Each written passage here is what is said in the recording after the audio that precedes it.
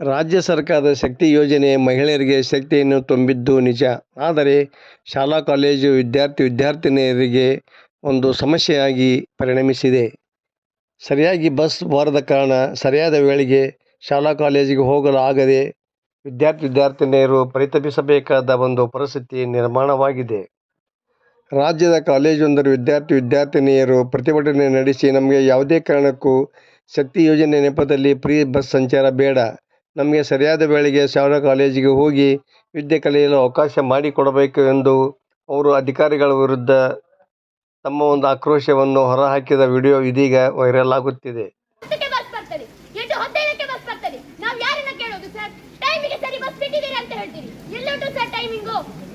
ನಾವು 6 ಗಂಟೆ ನಾವು ನಡಿಬೇಕು, ಎಳಬೇರಿಯಿಂದ ಒಳಗೆ ಬರಬೇಕಾದ್ರೆ ಅಲ್ಲಿ ನಮಗೆ ಬಸ್ಸಿನ ವ್ಯವಸ್ಥೆ ಇಲ್ಲ ಸರ್. ನಾವು ಆರ್ಜಿ ಬಸ್ ಸ್ಟ್ಯಾಂಡ್ ಅಲ್ಲಿ ಶನೇಶ್ವರ ಮೂರ್ತಿಯಲ್ಲಿ ಇದೇ ಗಾಡಿಯಲ್ಲಿ ನಿಂತ್ಕೋಬೇಕು. ಮಳೆಗಾಲ ಬಂದಾಗ ಬಸ್ ಹತ್ತಿದ್ರೆ ಬಸ್ಸು ಕೂಡ ಸೋತದೆ.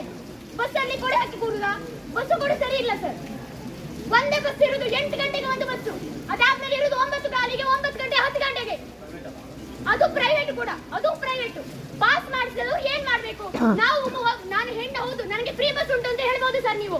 ಆದ್ರೆ ನಾವು ಮೊದಲು ಪಿಯುಗೆ ಹೋಗ್ಬೇಕಾದ್ರೆ ನಾವು ಪಾಸ್ ಮಾಡಿ ಹೋಗಿದ್ದೇವೆ ಸರ್. ನಮಗೆ ಫ್ರೀ ಬಸ್ ಫೆಸಿಲಿಟಿ ಬೇಡವೇ ಬೇಡ. ಬೇಗ ಯಾರಿಗಾದ್ರೂ ಹೆಣ್ಮಕ್ಳಿಗೆ ಫ್ರೀ ಬಸ್ ಫೆಸಿಲಿಟಿ ಬೇಕಾ? ಬೇಡ ಬೇಡ ಬೇಡ ಸರ್. ನಾವು ಹೇಳ್ತೇವೆ ನಮ್ಗೆ ಬೇಡ. ನಮ್ಗೆ ವಿದ್ಯೆ ಬೇಕು ಸರ್, ನಮ್ಗೆ ವಿದ್ಯೆ ಬೇಕು. ನಾವು ಕಾಲೇಜಿಗೆ 10ವರೆಗೆ ಹೋದ್ರೆ ನಮ್ಮನ್ನು ಸೇರಿಸುವುದಿಲ್ಲ, ಗೇಟ್ ಬಾಗಿಲು ತೆಗೆಯುವುದಿಲ್ಲ, ವಾಚ್ಮೆನ್ ಒಳಗೆ ಬಿಡುವುದಿಲ್ಲ ಸರ್. ಇದಕ್ಕೆ ಯಾರು ಸರ್ ನ್ಯಾಯ ಕೊಡುವುದು?